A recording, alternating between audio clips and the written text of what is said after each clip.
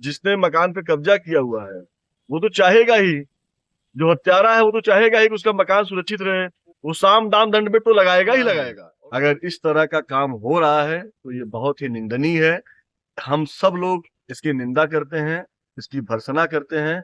न्यायालय के ऊपर मुझे याद है कि सुप्रीम कोर्ट के 5-5 जज बाहर निकलते हैं, सड़क पर खड़े होकर कहते हैं कि नरेंद्र मोदी की सरकार हमें न्यायिक कार्य में अड़चन पैदा कर रही है। तय करना है शासन प्रशासन को और न्यायालय को। हालांकि मुझे न्यायालय पे विश्वास है, सत्ता पर हमें विश्वास। देखिए, अंतिम समय चल रहा है अनुराग यादव केस के मामले में, और तहसीलदार के न्यायालय में मामला बहुत लंबे समय से चला रहा है, तकरीबन 6-7 महीना हो गया है। अनुराग के जो विरोधी हैं, जिन्होंने मकान पे कब्जा कर, वो जमीन पे, बंजर जमीन पे मकान बना के कब्जा किया हुआ है, उसमें उस जो बंजर खाते की भूमि है, उस बने मकान पर उसको ध्वस्त करने का आदेश तहसीलदार महोदय के द्वारा हो जाए। बहुत लंबी प्रक्रिया के तहत आगे गुजरना पड़ा, उसमें बहुत सारी सुप्रीम कोर्ट की और हाई कोर्ट की गाइडलाइन थी।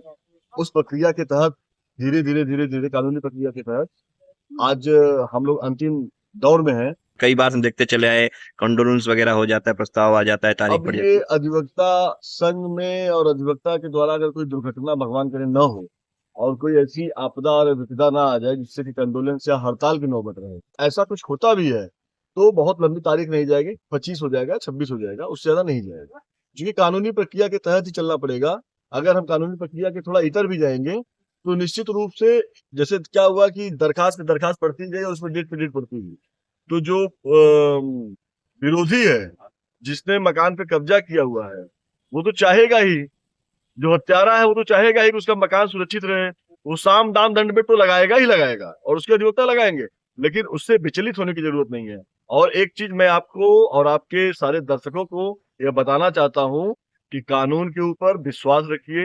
विधिक रूप से जो कार्रवाई हो रही है वो निश्चित रूप से लंबे समय तक के लिए आपको तहसीलदार के ही कोर्ट की मामला नहीं है, ये हाई कोर्ट और सुप्रीम कोर्ट में भी जाएंगे। तो विधिक जो कार्रवाई हो रही है वो प्रक्रिया के तहत हम आगे जा रहे हैं, उसमें हमारे बीच में कोई व्यवधान और अड़चन उत्पन्न नहीं होगा।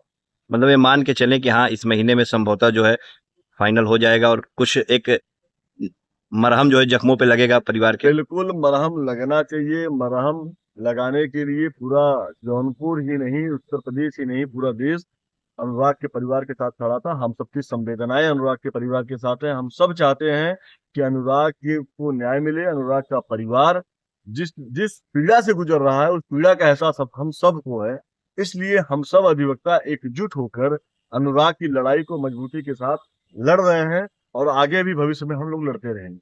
एक जो 19 तारीख को जो बहस हुई उसमें एक महत्वपूर्ण बिंदु लिखा है जो कि अंतिम शब्द का इस्तेमाल किया है तहसीलदार ने, उसका क्या असर उसका बनता? मतलब ये है कि फर्दे काम में एक, आप जैसे क्या है कि अवसर पे अवसर, अवसर पे अवसर आपको मिलता रहता है। अधिवक्ता पेश होते हैं, कभी वकालतनामा लगा देते हैं, तो कभी आपत्ति लगा देते हैं, तो कभी कुछ दूसरी आपत्ति लगा देते हैं।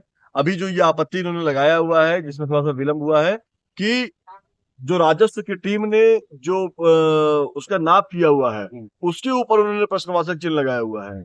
तो उस प्रश्नवाचक चिन्ह के लिए मैं बताना चाहता हूँ कि शासन के आदेश पर जिलाधिकारी महोदय के नेतृत्व में राजस्व की टीम गठित होकर जा करके उसका नाप की हुई है। लेखपाल कानूनगो ने उसका नाप किया हुआ है। अब उसके ऊपर अगर उंगली उठ रही है तो ये प्रशासन को तय करना है, और प्रशासन के ऊपर उंगली उठाने का काम अधिवक्ता ने किया है, जो लालता के वकील है। और प्रशासन को ये तय करना है कि उनको अपने द्वारा या अपने मातहतों द्वारा अपने सम्मुख कराए गए कार्यवाही पर विश्वास है कि नहीं है। इस तरह की प्रक्रिया के तहत हम लोग आगे गुजरे हैं।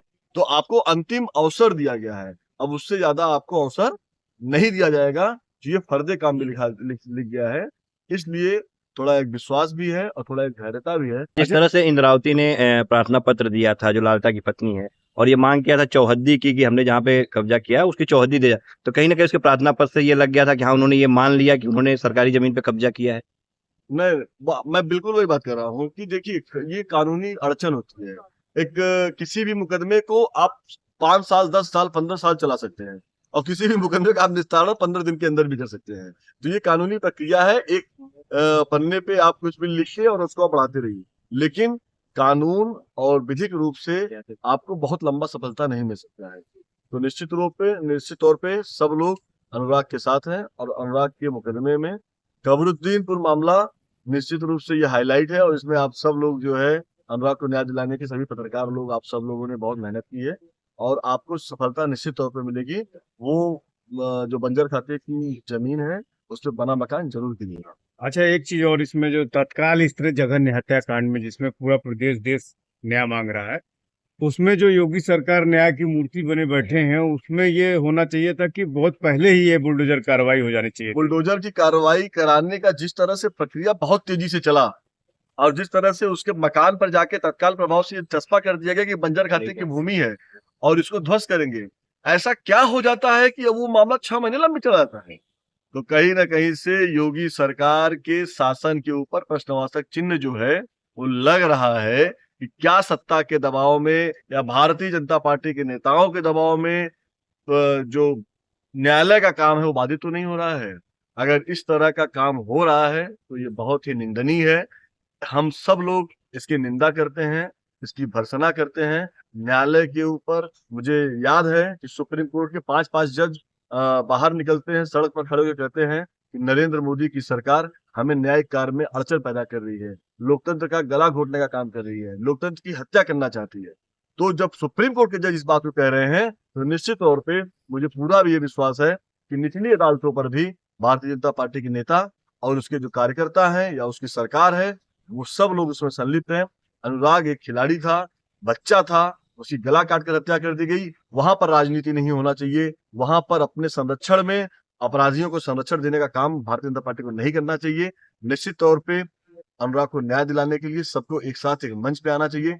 मैं अधिवक्ता भी हूँ, मैं कांग्रेस पार्टी का नेता भी हूँ। मैं अनुराग के घर भी गया था और मैंने मांग की थी कि अनुराग के हत्यारों को सजा मिलनी चाहिए और अब ये तय करना है शासन प्रशासन को और न्यायालय को। हालांकि मुझे न्यायालय पे विश्वास है, सत्ता पर मैं विश्वास नहीं है। अच्छा, कल तारीख के बाद कोर्ट सुनवाई के बाद आपने अनुराग के पिता से बात भी किया था फोन के जरिए, क्या कुछ बातें हुई थी और क्या लग रहा था कि टूट से गए हैं वो एकदम? बिल्कुल, मैं अनुराग के पिता को फोन किया था। अनुराग के पिता कल नहीं आए थे और मैं एक बात स्पष्ट कर दूं कि मुझे किसी भी तरह का मेरा आर्थिक रूप से मैं सहायता अनुराग के परिवार से नहीं लेता हूँ। मैं तारीख पे स्वतः पेश हो जाता हूँ।